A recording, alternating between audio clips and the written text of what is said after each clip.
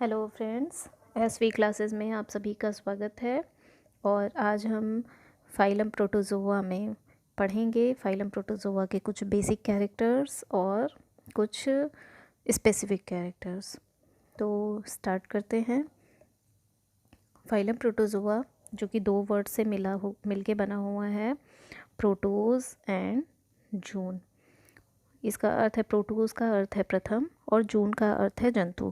इस तरह से फाइलम प्रोटोज़ोआ का अर्थ हुआ प्रथम जंतु। जैसा कि हम जानते हैं कि फाइलम प्रोटोज़ोआ जो है वो एनिमल किंगडम का फर्स्ट फाइलम है। तो ये इसके पास कुछ बहुत ही बेसिक कैरेक्टर हैं और इसके बाद ही जंतु जगत का विकास हुआ और मल्टीपल सेल वाले जो है मल्टी सेलुलर ऑर्गेनिज्म का विकास हुआ। तो स्टार्ट करते हैं। फाइलम प्रोटोज़ोआ जो है वो सिंपल, सरल और एक कोशिकीय जंतुओं का एक समूह है जिसमें कि सिर्फ एक कोशिका पाई जाती है। ऐसे जंतु जिनमें एक कोशिका पाई जाती है उसी में फूड डाइजेस्ट होता है, फूड इनटेक होता है, एसिमिलेशन और बाकी सारी अंतर्क्रियाएं होती हैं। और ये सिंपल होते हैं, मतलब कि इनका स्ट्रक्चर जो होता है वो बहुत ही बेसिक होता है, बहुत ही सिंपल शरीर का सुगठन होता है। दूसरा है इनकी ओवरऑल फाइलम प्रोटोज़ोआ में, जैसे हम जानते हैं कि कितने स्पीसीज़ रखी गई हैं, तो ओवरऑल ये 30,000 स्पीसीज़ रखी गई हैं। ये एक बहुत ही सिंपल सा ये है, स्पेसिफिक है कि आप इसे याद रखें। नॉर्मली हम जानते हैं कि फाइलम प्रोटोज़ोआ में अमीबा, पैरामीशियम, यूग्लिना, प्लाज्मोडियम इतने ही को हम जानते हैं, लेकिन ओवरऑल ये 30,000 स्पीसीज़ पूरे वर्ल्ड में पाए जाते हैं। अगला इसका कैरेक्टर है, ये जल या भूमि में पाए जाते हैं। और किंगडम है प्रोटिस्टा। फाइलम प्रोटोज़ोआ में जो किंगडम है वो प्रोटिस्टा है। और प्रोटिस्टा का अर्थ क्या है ये आप जान लीजिए। यूकैरियोटिक सेल वाले एक कोशिकीय जंतु, यूनिसेलुलर जंतु। यूकैरियोटिक क्या होता है? ऐसे जंतु जिनके शरीर में केंद्रक पाया जाता है, न्यूक्लियस पाया जाता है, ऐसे जंतुओं को यूकैरियोटिक सेल बोलते हैं। और एक कोशिकीय यानी कि एक ही कोशिका होती है, वही उनका पूरा ऑर्गेनाइजेशन होता है। अगला कैरेक्टर है कि फाइलम प्रोटोज़ोआ में सेल वॉल नहीं पाई जाएगी। जैसे कि आप जानते हैं कि सेल वॉल जो है वो कि प्लांट्स का कैरेक्टर है, पादप का एक कैरेक्टर है सेल वॉल की उपस्थिति। अगर सेल वॉल नहीं है तो वो प्लांट नहीं है। तो जंतुओं में सेल वॉल नहीं होती है, प्लांट में सेल वॉल होती है। तो ये जंतु जगत है तो इसमें सेल वॉल नहीं होगी। फाइलम प्रोटोज़ोआ में सेल वॉल नहीं होती है, किसी भी जो एनिमल में सेल वॉल नहीं होती है। क्लोरोफिल एब्सेंट होता है। जैसा कि जंतुओं में क्लोरोफिल होता है जिससे कि वो प्लांट्स में क्लोरोफिल पाया जाता है जिससे कि वो अपने भोजन को खुद बनाते हैं। जिससे कि ये उनका कैरेक्टर होता है कि प्लांट्स हैं तो क्लोरोफिल है, हरे पौधे हैं तो क्लोरोफिल है, जिसकी वजह से वो अपना भोजन खुद बनाते हैं। अगर क्लोरोफिल नहीं है तो कोई उसकी जगह पे कोई और पिगमेंट होगा जिसकी वजह से वो अपना खाना बनाते हैं। तो एनिमल में क्लोरोफिल नहीं पाया जाता जिसकी वजह से ये अपना फूड नहीं बना सकते। और जो कार्बोहाइड्रेट होता है वो ग्लाइकोजन के फॉर्म में होता है। फाइलम प्रोटोज़ोआ को ancestor of all multicellular organism, हर एक बहुकोशिकीय ऑर्गेनिज्म का ये पूर्वज है। यानी कि पहले फाइलम प्रोटोज़ोआ आया, उसके बाद मल्टीसेलुलर ऑर्गेनिज्म आए, बहुकोशिकीय जंतु आए। अब कुछ स्पेसिफिक कैरेक्टर देखते हैं। स्पेसिफिक कैरेक्टर में है लोकोमोशन के लिए सीलिया और फ्लैजिला की उपस्थिति। जैसा कि आप जानते हैं सीलिया और फ्लैजिला, पश्माभिका और कशाभिका, ये एक प्रचलन अंग है।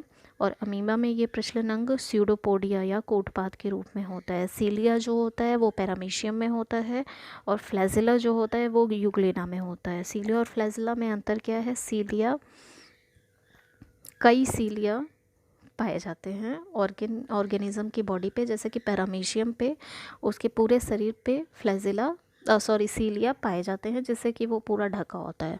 और फ्लैजिला जो होता है वो एक रस्सी की तरह से एंटीना के जैसे एक ऑर्गेन होता है, वो एक या दो ही पाया जाता है और वो जंतु के लंबाई के अनुपात में काफ़ी बड़ा होता है।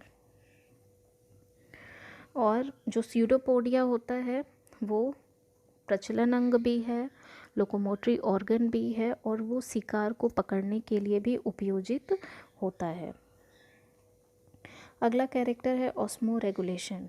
तो ऑस्मो रेगुलेशन यानी परासरण नियंत्रण, यानी कि जब ये फ्रेश वाटर में पाए जाते हैं तो इनके अंदर हमेशा पानी का एक इंटेक होता रहता है। तो अभी कभी ऐसा हो सकता है कि इतना ज़्यादा पानी भर जाए कि वो जंतु जो है पानी के दबाव की वजह से फट जाए। तो उस पानी के इंटेक को, पानी के अंदर जाने को नियंत्रित करने के लिए, रेगुलेट करने के लिए एक ऑर्गन पाया जाता है, ऑर्गेनेली होता है, जिसका नाम है कॉन्ट्रैक्टाइल वैक्यूल या संकुचनशील धानी। ये जो होता है वो फाइलम प्रोटोजोआ के ऑर्गेनिज्म में पानी के इंटेक को रेगुलेट करता है। अगर ये ना हो तो जंतु के अंदर हमेशा पानी भरता रहेगा और एक समय ऐसा आएगा कि इतना ज़्यादा पानी हो जाएगा कि जंतु फट जाएगा। तो ये कॉन्ट्रैक्टाइल वैक्यूल सिर्फ मीठे जल के प्रोटोजोआ में ही उपस्थित होगा, फ्रेश वाटर प्रोटोजोआ में ही ये उपस्थित होगा। अगला है मरीन या लवणजली और अंतः परजीवी, इंडो पैरासाइट जो होते हैं फाइलम प्रोटोजोआ में, जो भी इंडो पैरासाइट हैं उनमें ये कॉन्ट्रैक्टाइल वैक्यूल अनुपस्थित होती है। अगला देखते हैं, अगला कैरेक्टर है कि फाइलम प्रोटोजोआ का रिप्रोडक्शन किस तरीके से होता है।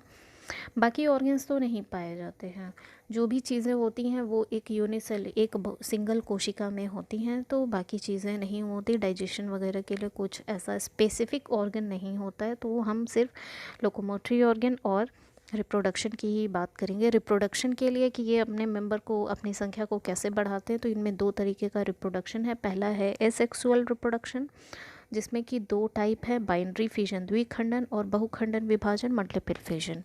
बाइनरी फिजन में हम देख रहे हैं कि ये एक कोशिका है प्रोटोजोआ की, जिसमें कि एक केंद्रक है और चारों तरफ कोशिका द्रव्य या साइटोप्लाज्म फैला हुआ है। जब इसे डिवाइड करना है तो देखिए ये सेल जो है वो चपटी हो जा रही है, साथ ही साथ जो केंद्रक है वो भी चपटा हो गया। चपटा होने के बाद इसके बीच में, बीचों बीच में एक खांच बनती है, ग्रूव टाइप की संरचना बनती है, और ये दो सेल में डिवाइड हो जाता है। और इसका एग्जाम्पल है पैरामीशियम और यूग्लिना में इसी तरीके का एसेक्सुअल रिप्रोडक्शन होता है। अगला है मल्टीपल फिजन। मल्टीपल फिजन में आप देखिए सेम इसी तरीके से शुरुआत हो रही है, एक कोशिका है और उसके चारों तरफ जो है साइटोप्लाज्म फैले हुए हैं, बीच में केंद्रक है। अब हम देखते हैं जब मल्टीपल फिजन होता है तो थोड़ा थोड़ा साइटोप्लाज्म एकत्रित हो जाता है और एक संरचना बना लेता है। ये सारी संरचनाएं बाद में परिधि के चारों ओर जाकर के एकत्र हो गई हैं और फिर बाद में इनमें विभाजन होता है। मातृ कोशिका या मैटरनल सेल जो होती है वो फट जाती है और छोटे छोटे अमीब्यूली या प्रोटोजोइक सेल्स जो होते हैं वो बाहर आ जाते हैं। और ये एग्जांपल है प्लाज्मोडियम में। प्लाज्मोडियम जैसा कि आप जानते हैं ये एक इंडोपैरासाइट है और ये जो है अपनी संख्या ज़्यादा से ज़्यादा ह्यूमन में इसी माध्यम से बढ़ाते हैं। अगला है सेक्सुअल रिप्रोडक्शन। सेक्सुअल रिप्रोडक्शन की हम बात करेंगे, इस पे है कि पहला है सिंगेमी। सिंगेमी में क्या होता है, संलयन में दो जंतु पास आते हैं और उनका फ्यूजन हो जाता है। जैसा कि मैंने स्ट्रक्चर बनाए हैं, दो कोशिका थी, पास आई और उनका एक दूसरे में फ्यूजन हो गया, जो कि एग्जाम्पल है प्लाज्मोडियम और मोनोसिस्टिस का। ये मोनोसिस्टिस और प्लाज्मोडियम में इस तरीके का फ्यूजन होता है और ये सेक्सुअल रिप्रोडक्शन का एक टाइप है। अगला है कॉन्जुगेशन।